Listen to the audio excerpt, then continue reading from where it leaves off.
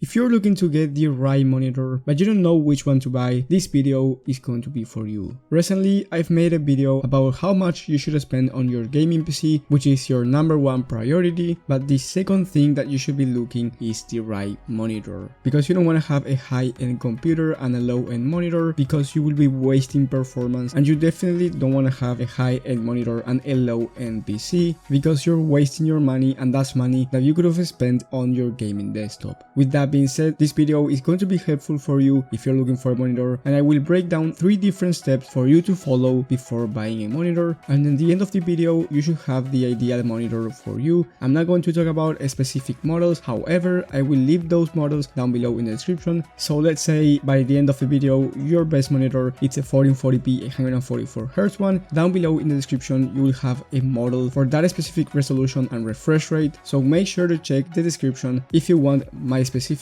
recommended model for different type of monitors. With that being said, let's start.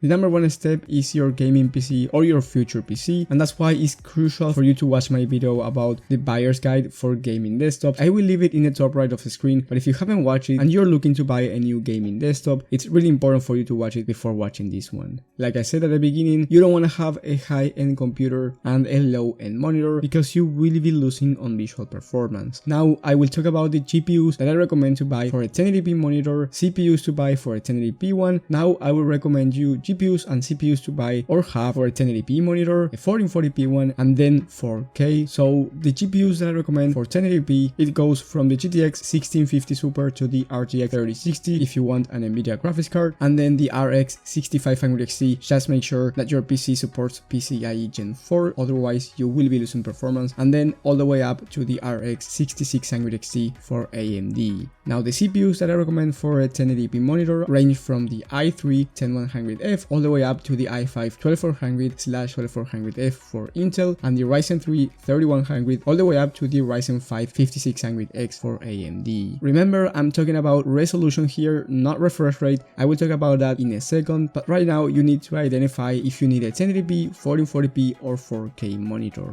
Then the GPUs for a 1440p one are going to be from the RTX 3060 Ti all the way up to the RTX 3070 Ti for NVIDIA, and then the RX 6650 XT all the way up to the RX 6750 XT for AMD, although you can also get away with the RX 6600 XT for the minimum GPU requirement, but it has its limitations, so you have to keep that in mind. Then the CPUs for 1440p are from the i5 12400/12400F to the i5 12600K for Intel, and the Ryzen 5 5600 all the way up to the Ryzen 7 5800X for AMD. I wouldn't spend more money than that on a CPU for 1440p. And then for 4K, the best GPUs range from the RTX 3070 Ti all the way up to the RTX 3090 Ti for NVIDIA, and then the RX 6800 all the way up to the RX 6950 XT for AMD. Now my recommended GPU for 1080p is the RX 6600 XT. Then my recommended CPU for 1080p it's either the i5 12400F or the Ryzen 5 5600. Then my recommended GPU for 1440p is the RTX 3070 or the RX 6700 XT for the price to performance. Then my recommended CPU for 1440p it's the i5 12600K. I absolutely love that CPU, and it's also going to work with 4K. Then my recommended GPU for 4K it's the RTX 3080 or the RX 6800 XT. And something that I forgot is the CPUs for 4K. They range from the i5 12600K to the i9 12900K for Intel, and from the Ryzen 7 5800X all the way up to the Ryzen 7 5800X 3D for AMD. However, my favorite CPU for 4K it's the i7 12700K. But if you want to go with AMD, the Ryzen 7 5800X 3D it's a beast. With this step 2, we have your favorite games. This is really important as well for your refresh rate. We already discussed the right hardware for your resolution, but right now it's time to discuss your refresh rate, and that's when your favorite games come to play. So for example, for esports titles on a budget, and I'm talking about games like Valorant, CSGO, Apex Legends, Fortnite, Warzone, and other competitive games, a 1080p 144Hz monitor is recommended. For other games on a budget, a 1080p 60 to 75Hz Hz is recommended. So if you don't play any esports titles, you definitely don't need 144 Hz, but if you play any of these titles and you want a high refresh rate experience and you're working on a budget, 144 Hz is recommended.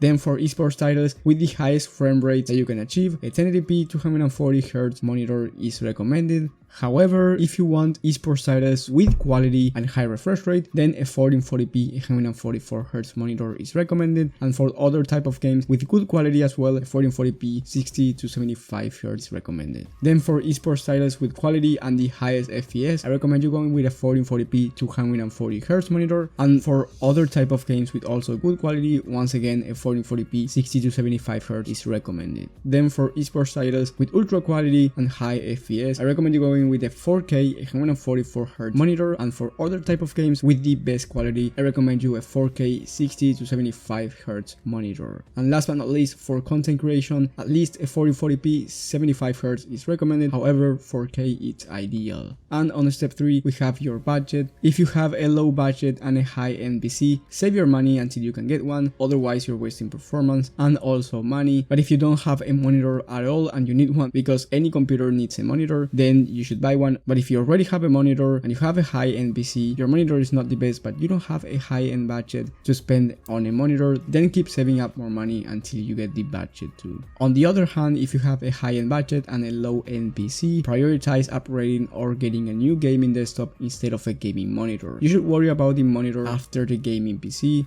or you can pair these two depending on the amount of money that you have. But let's say you have $600 or $500, that's going to get you a high-end monitor. But if your PC, let's say, has like the GTX 1650 Super and the i3 10100F or something like that, then I recommend you upgrading these parts first before getting a new monitor. And if you don't have a gaming PC for $600, you can get one that's pretty solid for 1080p, but I do recommend you building it by yourself because probably PCs at this price point are not the best. If you found this video helpful, please leave a like and subscribe. But most importantly, hit that bell button so you get notified when I upload content like this, which I do from 3 to 5 times a week. And if you have any questions, leave it in the comment section. I will try to reply as fast as possible, but as you can tell, I reply to almost all of the comments, so feel free to ask your question. Thank you guys for watching, thank you for the support, and I will see you on the next one.